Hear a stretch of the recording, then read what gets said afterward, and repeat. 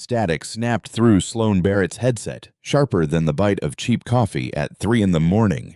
800 miles of bruised purple ocean stretched endlessly beneath her. There was no land and no backup, only a quiet amber light flashing on the right console, and the sudden, unmistakable smell of melting copper wire. Sloan shifted in the ejection seat, but there was no position that offered relief. The survival harness pressed a familiar, dull ache into her left collarbone, an irritation she had ignored for the past 4 hours. From the outside, the F-15E Strike Eagle looked like a sleek triumph of modern aerodynamics. From inside the cockpit, it was a vibrating, claustrophobic metal box that smelled of old sweat, aviation fuel, and the stale spearmint gum she had been chewing since they left the runway. Far below, the North Atlantic looked like a slab of black iron, a sunless, indifferent expanse.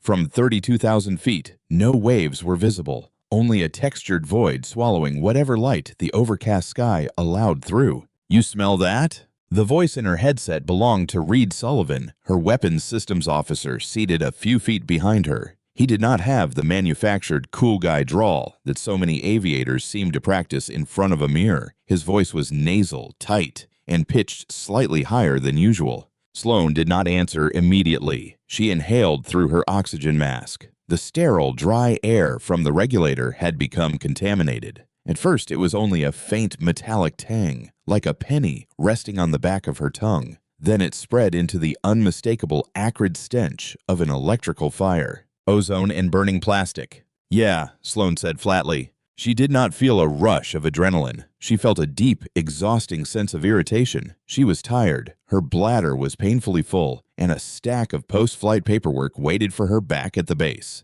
She had been dreading it. Now she had this to deal with as well. On the right side instrument panel, an amber caution light flickered, then remained steadily illuminated. "Left engine feed," Reed said. His hands rustled through the thick, laminated pages of the emergency checklist. The plastic pages sounded unnaturally loud over the intercom, loud and useless. "We've got a feed pressure warning on the left." "I see it, Reed," Sloan muttered, resting her gloved fingers lightly on the center stick. She checked the engine displays. The readings were completely wrong. The left engine's turbine temperature was climbing rapidly, while its fuel flow was falling just as fast. It was not a catastrophic explosion. Hollywood always got that part wrong. Aircraft rarely vanished in spectacular balls of fire. More often, they died quietly from cascading mechanical illnesses. A frayed wire arced against a titanium bulkhead. A composite seal failed. A microscopic valve jammed. Then, without drama or warning, millions of dollars worth of engineering became a very heavy glider above an ocean capable of killing a human being in 3 minutes. "The checklist says we need to isolate the left manifold," Reed read, his breathing growing heavier. The microphone caught the wet sound of him swallowing. "Don't bother," Sloan said. "What do you mean, don't bother? That's step 2. Look at your total fuel, Reed." A heavy silence settled over the intercom, broken only by the rhythmic hiss of their oxygen regulators. Sloan stared at her own display. The digital reading for their internal wing tanks was falling at a terrifying rate, like a stopwatch counting backward. They were not merely losing feed pressure. The electrical short had probably triggered a cascading failure in the transfer pumps, or worse, ignited an uncontained bleed air leak that was now melting through the main fuel lines. They were dumping JP-8 jet fuel into the slipstream at 50 gallons per minute. A strange, cold detachment settled over Sloan. Her hands did not tremble. Instead, she noticed absurdly small details. The stitching on the thumb of her Nomex glove was slightly frayed, and the low subsonic vibration of the remaining healthy engine traveled through the soles of her boots. She reached up and switched on the radio. "Control, Eagle 2-1, declaring an emergency." The reply took several seconds. At that distance, the empty space between them seemed to consume the radio signal. When Malcolm Hayes, the AWACS controller, finally answered, his voice was infuriatingly calm. "Eagle 2-1, control, emergency acknowledged. State the nature of the emergency and your intentions." "The nature is a massive fuel hemorrhage and an uncontained electrical fire in the left bay," Sloan replied. Her tone remained conversational, hiding the heavy knot twisting in her stomach. "My intentions are still being determined. We are rapidly approaching bingo fuel." "Copy, 2-1. Radar places you 840 miles from Keflavik. I have an alternate strip at Narsarsuak, but you are 600 miles from it. We are not making 600 miles control, Sloane said. She ran the numbers in her head. At the current rate of fuel loss, the right engine would starve in 12 minutes, perhaps 14 if she reduced power to a crawl. But reducing power meant losing altitude, and losing altitude meant flying in thicker air and burning more fuel. It was a zero-sum equation. We may have 10 minutes of sustained flight, she said. Eagle 2-1, stand by, Malcolm replied. The hesitation in his voice betrayed him. The AWACS crew was studying its screens, drawing a circle around Sloane's position and realizing that the circle contained nothing but freezing water. Sloane, Reed said over the internal comms. The fact that he used her first name told her he had finished the same calculation. We have to ditch. Sloane looked down at the ocean. The water temperature was 34 degrees Fahrenheit. Even in exposure suits, the shock of striking the swells, the struggle to inflate a life raft in 20-knot winds, and the crushing isolation made it impossible to call ditching a genuine survival plan. It was only a delayed funeral. We are not ditching, Sloane said quietly. We don't have a choice. Reed's voice cracked. His professionalism was unraveling, and panic was bleeding through. He was 26 years old, engaged, and had a golden retriever waiting at home. Sloane was 34, divorced, and responsible only for a neglected fern on her windowsill. It felt fundamentally unfair that they might be forced to share the same coffin. I said we are not ditching, Reed. Be quiet and let me fly the jet. Sloane tightened her right hand around the stick. The rubber grip felt greasy against her palm. The left engine finally wound down, sending a sickening thud through the airframe as the turbine blades seized. The master warning light flooded the cockpit in blinding red, and a shrieking alarm drilled directly into her temples. She slapped the master caution reset and silenced it. The quiet afterward was far worse. The jet dragged heavily to the left under the weight of its dead engine. Sloane pressed hard on the right rudder to compensate, her calf burning as she forced the pedal down. The F-15 was flying crooked, fighting against its own aerodynamics. Control 2-1, Sloane transmitted. Left engine is offline. Fuel state is critical. I need all surface contacts within a 50-mile radius immediately. 2-1, Control is searching surface tracks. I have a weather buoy 200 miles north and... Malcolm paused. Static hissed across the frequency like frying bacon. I have one civilian maritime contact. Commercial freighter Goliath. Panama registry heading 090. How far? Sloane demanded.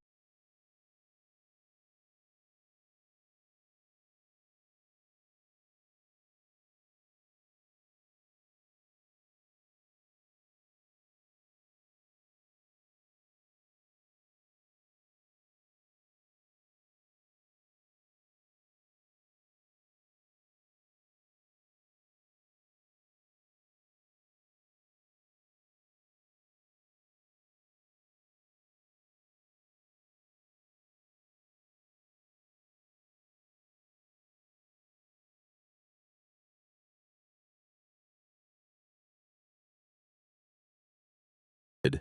32 miles off your nose, you are nearly on top of it. 32 miles. At their current airspeed, the ship was a little more than 3 minutes away. Give me the maritime frequency and patch me through, Sloane ordered. 2-1, what is your intention? It does not have a flight deck. It is a container ship.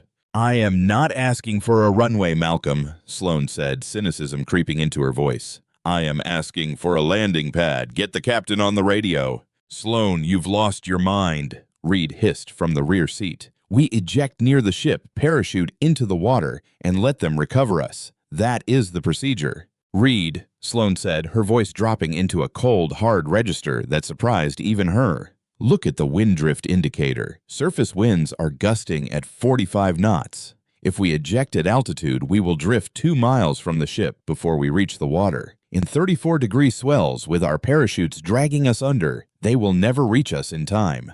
She glanced at the instrument again. That ship needs 4 miles just to turn around. We die in the water. So what is your plan? Reed demanded. Belly land on top of shipping containers? We will be spread across a mile of steel. Only if I miss the gap, Sloane muttered. The radio clicked. A heavily accented voice emerged through the white noise. The connection was so poor that it sounded as though the man were speaking through a tin can tied to a string. Unknown military aircraft, this is Captain Warren Rourke of the motor vessel Goliath. Your control has informed us of your emergency. Sloane swallowed. Her mouth was painfully dry, her tongue sticking to the roof of it. A single drop of sweat ran down her spine, chilling her beneath the heavy flight suit. Captain Rourke, this is Eagle 2-1. I am flying a crippled fighter aircraft. I have approximately 6 minutes of fuel remaining, and my navigator and I cannot survive an ocean ditching in these conditions. What is your current deck configuration? A long pause followed. Through the captain's microphone, Sloane could hear the low throb of the ship's enormous diesel engines. 2-1, we are a post-Panamax freighter, Rourke replied. We carry shipping containers. We do not have an open deck. The containers are stacked 5 high from the bridge to the bow. Is the top of the stack level? Sloane asked, watching the fuel gauge. 3 minutes of usable fuel remained. The right engine starved for a fraction of a second, sputtered, then caught again. The entire airframe shuddered violently. The stack is uniform, Rourke answered, sounding deeply confused. But you cannot land here. The gantry cranes. Listen to me very carefully, Captain, Sloane interrupted. She did not raise her voice. Her tone became so calm that it stripped away any room for argument. I have 2 people aboard. I have no landing gear, no left engine, and no runway for 800 miles. You are my runway. Madness, Rourke breathed over the channel. Possibly. Turn the ship into the wind and give me maximum speed. I need you to reduce my closure rate as much as possible. Captain Rourke, do not comply, Reed shouted over the radio, abandoning all protocol. Sloane, you are going to kill us. Eject. Eject now. If you pull those handles, Reed, I will break your fingers. Sloane snapped over the internal channel, cutting him off from the external frequency. If we hit the water, we die. If we hit the ship, we have a 50-50 chance. She switched back to the maritime channel. Captain, I am bringing the aircraft in low. I am going to set it down on top of your container stacks. Clear everyone from the upper decks and the bridge wings. We are coming in fast, and there will be fire. 2-1, this is Control, Malcolm broke in. His practiced AWACS calm was gone. You are ordering a civilian vessel onto a collision course. I cannot authorize this. I am not asking for authorization, Malcolm. I am telling you to have rescue helicopters ready to recover our charred bodies from a cargo ship. The clouds opened briefly beyond the canopy. It was only a narrow break, but it was enough. Far below, a tiny white rectangle floated among the churning black swells. The Goliath. It looked like a shoebox adrift in an endless ocean. Sloane pushed the stick forward and began a steep descent. The altitude numbers unwound rapidly. 20,000 feet, then 15,000. Wind screamed around the canopy in a hollow, rushing howl. The stick vibrated so violently that the tremors traveled through the bones of her forearms. She could smell fear inside the cockpit now. It was not only Reed's panic, it was hers as well. It smelled sour, like old pennies and stomach acid. Her hands had finally begun to shake, so she locked her wrists against her knees to steady her movements. Rourke, I have you in sight, Sloane said. Are you turning into the wind? Turning now, 2-1, God help you. Below them, the tiny white rectangle began to rotate, carving a broad crescent of white foam through the dark sea. Sloane checked the fuel gauge. 1 minute. She eased back the throttle on the surviving engine. The jet groaned and the nose sagged heavily. She was no longer flying an airplane. She was controlling the path of a 15-ton brick. She stared at the top of the container ship. It formed a patchwork of red, blue, and rust-orange boxes.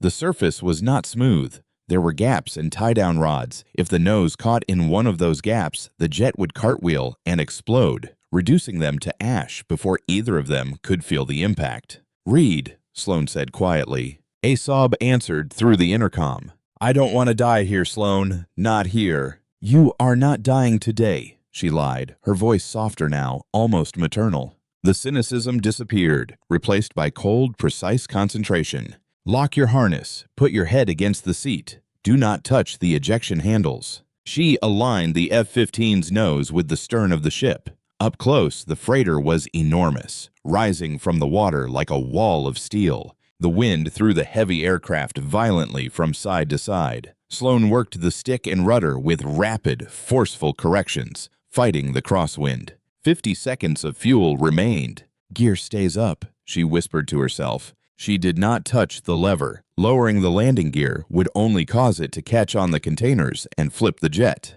They needed to slide. 500 feet above the water, they thundered toward the rear of the bridge structure. "Clear the tower," Sloane shouted into the radio. She banked hard to the right, narrowly missing the ship's towering smokestack. The freighter's diesel exhaust seeped through the cockpit vents, thick, choking, and industrial. She leveled the jet over the vast field of stacked containers. The corrugated metal surface rushed toward them at 160 miles per hour. "Brace," Sloane commanded. The right engine coughed, sputtered, and died. They had exhausted the fuel completely. The cockpit displays went black as the main generator shut down. The heavy silence of the dead engines was instantly replaced by the deafening roar of air rushing past the canopy. They were falling. Gravity took them back at once. Without engine thrust, the F-15 Strike Eagle stopped being an aircraft and became a 30,000-pound anvil. The belly of the jet struck the corrugated steel tops of the shipping containers.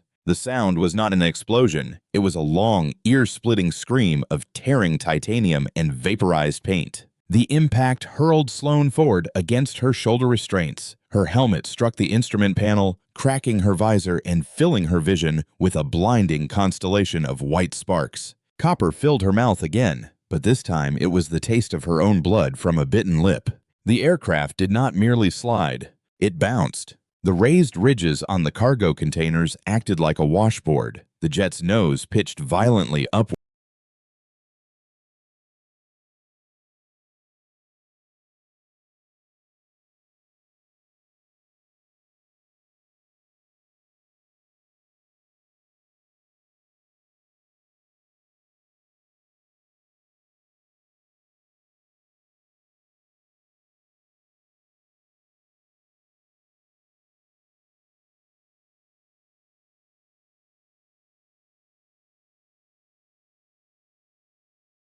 Then slammed down again, crushing the radar dome like a plastic cup. "Keep your head down," Sloane shouted, spraying blood across her microphone. She could not hear whether Reed answered. The friction beneath them created a deafening howl. Through the cracked canopy, Sloane saw the ship's superstructure rushing toward them, a massive steel wall painted industrial white. Brilliant orange sparks poured over both sides of the cockpit as the jet's underside ground itself apart against the metal containers. The left wing struck a raised ventilation housing. The force tore the wing cleanly from its root. The aircraft snapped violently to the left. Sloane was thrown against the side of her seat, her ribs grinding into the rigid survival vest. They were now sliding sideways, completely out of control, skidding toward the edge of the container stacks. Beyond that edge was a 90-foot fall into freezing, churning, black water. Sloane drove both boots against the right rudder pedal, desperate to bring the nose straight. But the hydraulic system was dead. She was standing on useless metal. "We are going over."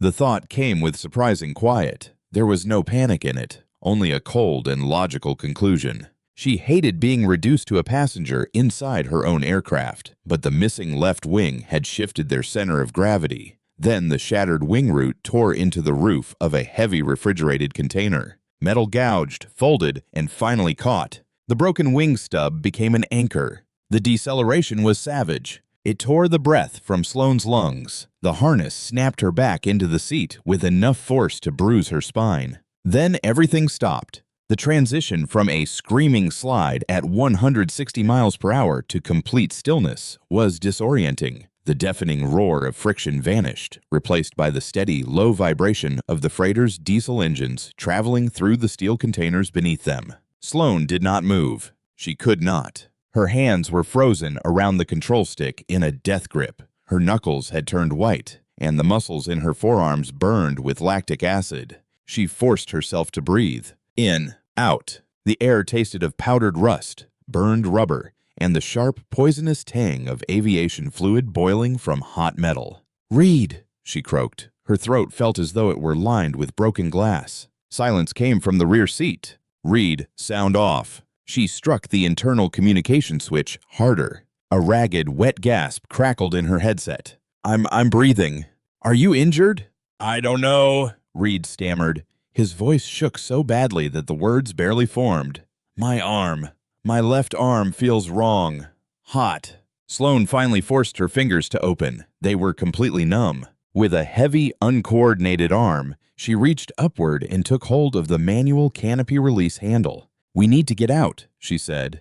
There was no command in her voice now and no hint of heroism. She sounded only profoundly tired. If fuel has pooled beneath us, this entire stack will ignite. Pull your pins and release your harness. She yanked the handle. Mercifully, the explosive bolts were still armed. A sharp crack sounded, and the heavy acrylic canopy lifted before the violent ocean wind ripped it away. The cold struck her like a physical blow. 34-degree air driven by 40-knot gusts cut through her Nomex flight suit. It carried the smell of salt water, diesel exhaust, and raw, freezing moisture. Sloane pulled herself upright. Her legs trembled uncontrollably. It was no longer fear. It was the collapse after the adrenaline, the body purging the chemical flood that had kept her focused through the crisis. She turned toward the rear seat. Reed was struggling with his restraints, using only one hand. His left arm hung uselessly at his side, the shoulder dislocated or broken and pressed at an unnatural angle against the seat.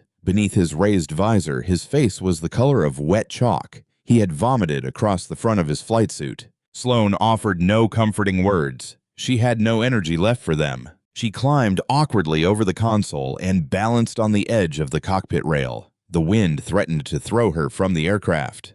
"Give me your good hand," she grunted, reaching into the rear cockpit. Reed looked up at her, his eyes wide and unfocused. He reached out, and his gloved hand closed weakly around hers. Sloane planted her boots against the ejection seat rail and pulled. Her bruised ribs screamed in protest, sending a white-hot stab of pain through her side. She dragged him upward and out of the metal cockpit until he spilled over the side and collapsed onto the corrugated roof of a shipping container. Sloane dropped beside him. The steel beneath their boots was slick with sea spray and fluids leaking from the ruined F-15. She looked back at her aircraft. The Strike Eagle, a $50 million apex predator of the sky, had been reduced to a mangled pile of scrap. Its nose was flattened, its canopy was gone, and its left wing had been torn away completely. It rested precariously across two rust-red shipping containers, while the right wing extended into empty space above the ocean. It looked pathetic.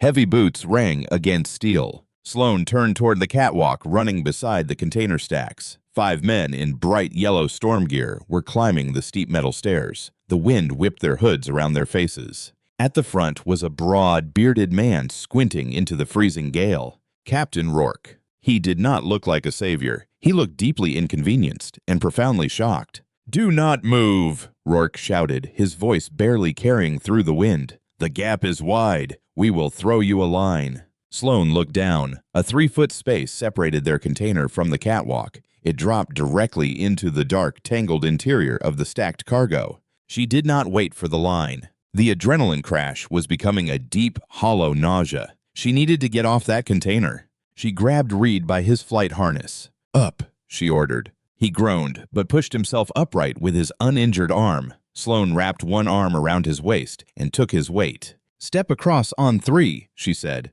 1, 2, 3. They half-stepped and half fell over the gap, crashing against the steel railing of the catwalk. Rourke's crew grabbed them immediately and pulled them along the narrow passage. Rough, calloused hands tugged at their survival vests. Someone wrapped a thick wool blanket around Sloane's shoulders. It smelled strongly of mildew and engine grease. She barely noticed. "Are you the commander?" Rourke shouted, gripping her arm. Sloane looked at him. Her helmet was still on, and the visor was cracked. She fumbled with the chin strap, pulled the helmet free, and let it fall onto the steel grating. Her hair was plastered to her forehead with sweat. Blood ran freely from her split lip and down her chin.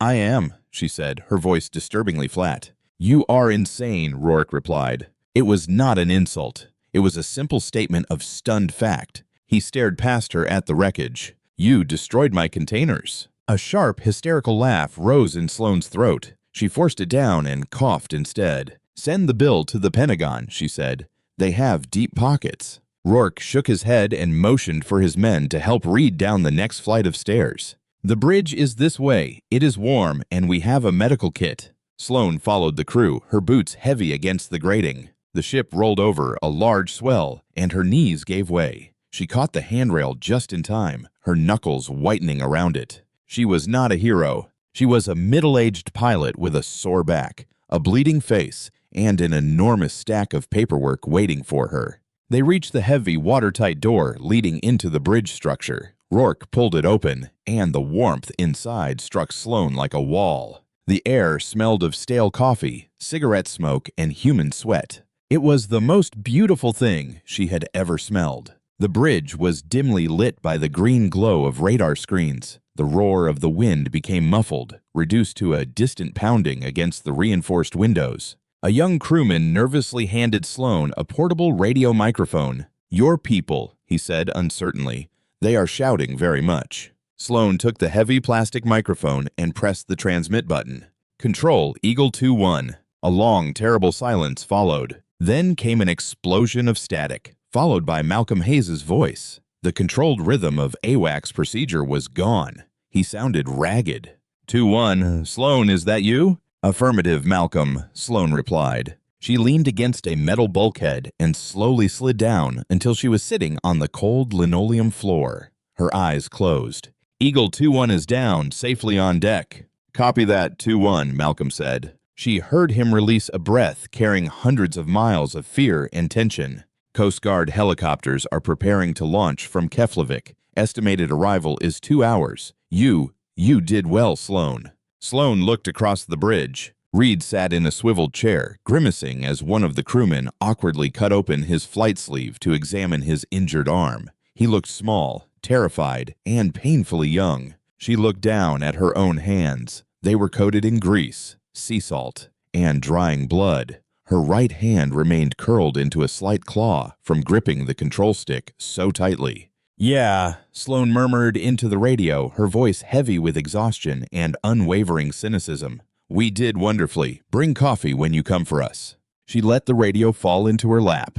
She did not feel victorious. She felt the deep vibration of the ship beneath her, the absolute finality of the dark ocean outside, and an overwhelming need to finally let herself cry. She did not, of course. She simply sat there, waiting for the bruises to settle in and listening to the relentless hum of the engines. Did this story of survival and raw human determination keep you on the edge of your seat? Please press the like button and share this video with your friends. Every week, we bring you gripping stories of aviation and resilience. Do not miss our next thrilling journey into military history. Subscribe to the channel and activate the notification bell now. Your continued support helps us uncover more incredible stories from the skies.